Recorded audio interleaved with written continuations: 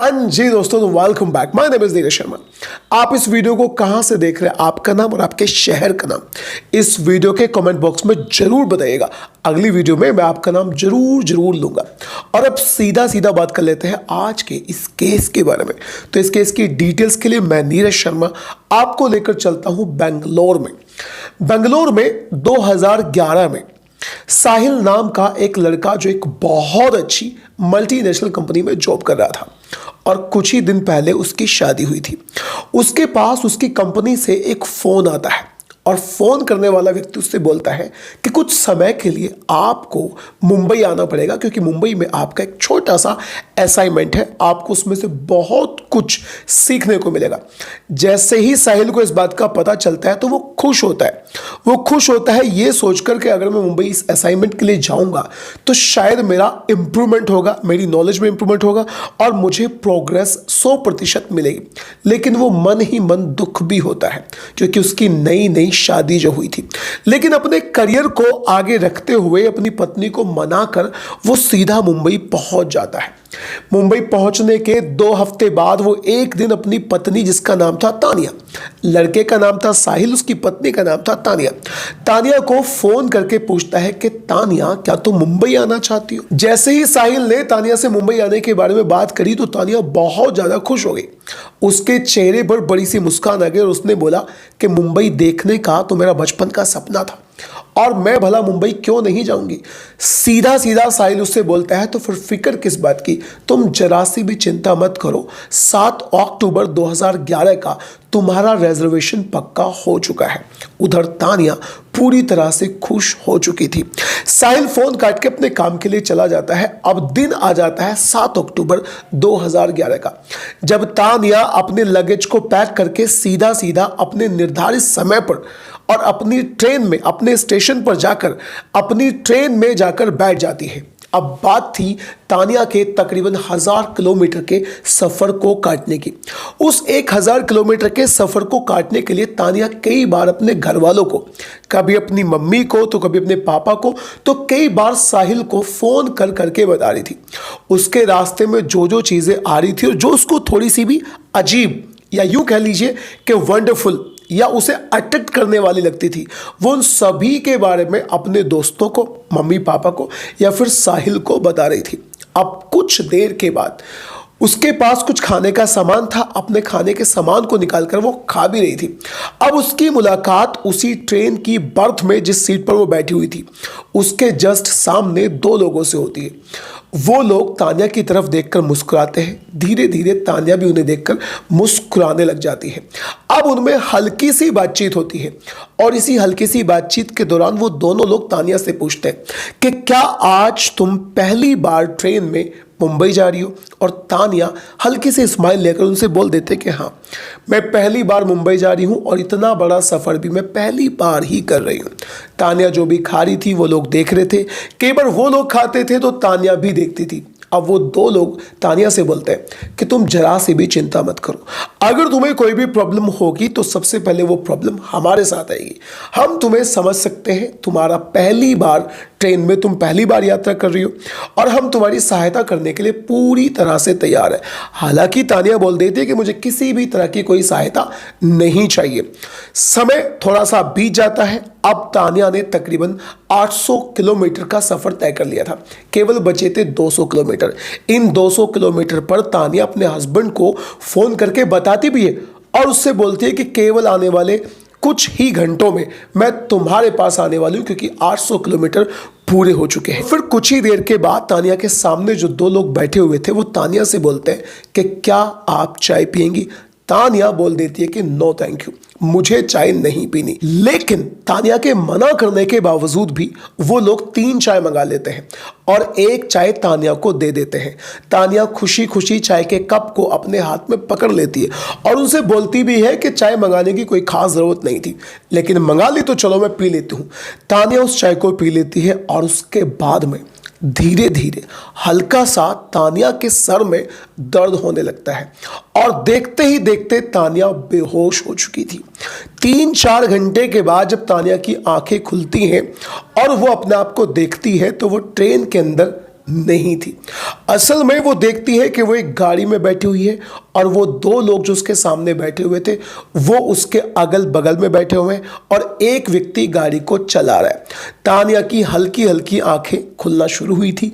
अभी उसके सर में दर्द ही हो रहा था, लेकिन कहीं ना कहीं वो समझ चुकी थी कि वो किसी जाल में फंस चुकी है। वो लोगों से बोलती है कि मैं यहां कैसे और तुम लोग मुझे कहां लेकर जा रहे हो।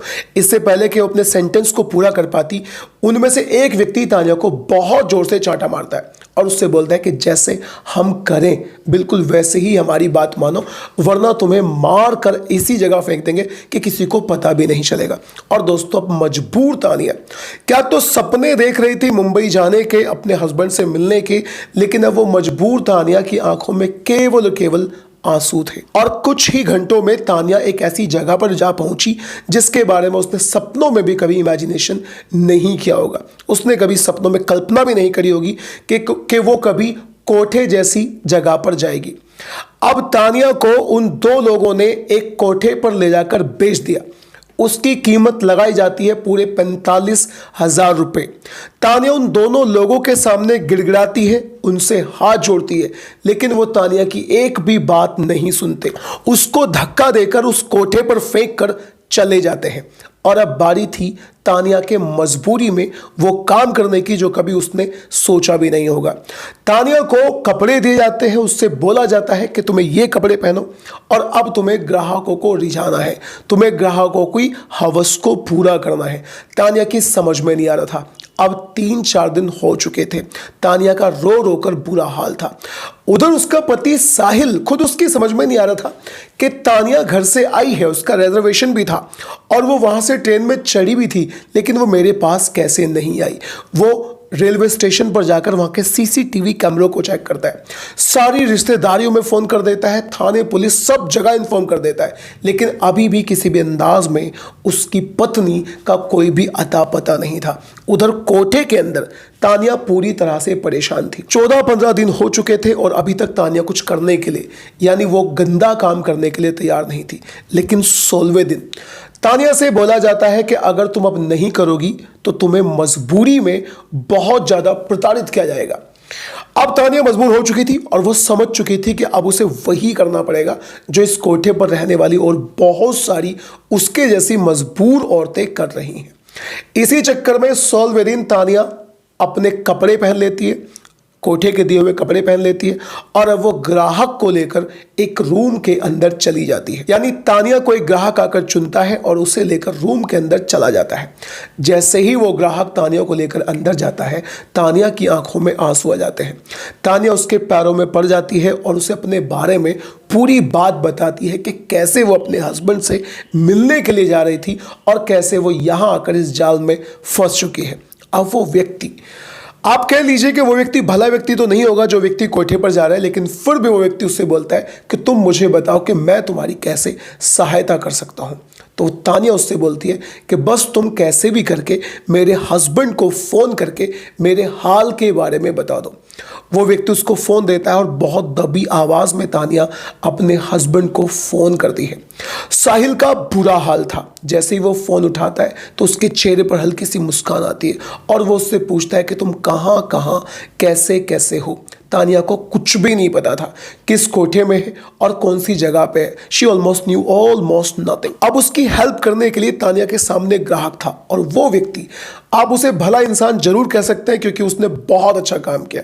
उसने तानिया के हस्बैंड को वहां का पता, उस कोठे का नाम और सब कुछ बता दिया। अब साहिल, तानिया का हस्बैंड, उसकी समझ में नहीं आ रहा था कि मैं करूं तो फिर क्या करूं। फिर इस फोन को सुनने के अगले दिन साहिल खुद उस कोठे पर ग्राहक बनकर चला जाता है।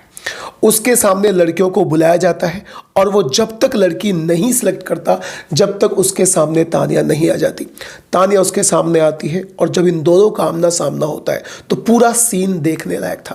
तानिया की नज़रें झुक जाती हैं, उसको हल्का सा आंसू भी आ जाता है, लेकिन सबके सामने वो नहीं रो सकती थी। साहिल उसको लेकर कमरे के अंदर जाता है और उसे गले से लगाता है और फिर वो अपने साहिल को, अपने पति को अपनी पूरी कंडीशन बयां कर देती है, जिसके बाद बाद में बहुत देर तक सोचने के बाद साहिल वहीं से पुलिस थाने में कॉल करता है, क्योंकि अगर वह फिलहाल अपनी तरफ से कोई भी एक्शन लेता तो हो सकता था कि उसको मार भी दिया जाता। और वहाँ की जो पुलिस थी, पुलिस ने भी बहुत अच्छा काम किया, बहुत जल्दी एक्शन लिया और पुलिस ने उस कोठे पर आकर रेड मारी। साहिल ने पुलिस वालों को पूरा बताया कैसे कैसे उसकी पत्नी फंस गई और कैसे वो अपनी पत्नी को बचाने के लिए ग्राहक बनकर उस कोठे के उस कमरे में आकर अपनी पत्नी के साथ बैठा हुआ है। पुलिस सीधा वहां पर आकर रेड मारती है और साहिल को और तानिया को, और उसके जैसी तानिया के जैसी और भी कई लड़कियां थी जो वहां पर मजबूरी में काम कर रही थी और उस काम को बिल्कुल भी नहीं करना चाहती थी, उन लड़कियों को बचा लिया जाता है। लेकिन दोस्तों यहां सवाल यह है कि क्या हमारे हिंदुस्तान में एक अकेली लड़की का जाना इस अंदाज में असुरक्षित है कि लोग उसे कोठे तक पे भेज देंगे? आप इस केस के बारे में क्या कहना चाहते हैं? अपनी राय कमेंट बॉक्स में जरूर बताइएगा कि यहां पर किसने अच्छा काम करा, उस ग्राहक ने, साहिल ने, या फिर तानिया की गलती क्या थी उन दो अजनबियों पर विश्वास करना। जो कुछ भी आप कहना चाहते हैं अपनी राय कमेंट बॉक्स में जरूर बताइएगा। और दोस्तों अगर आपको क्राइम स्टोरी सुनना अच्छा लगता है ना, then do subscribe to this channel.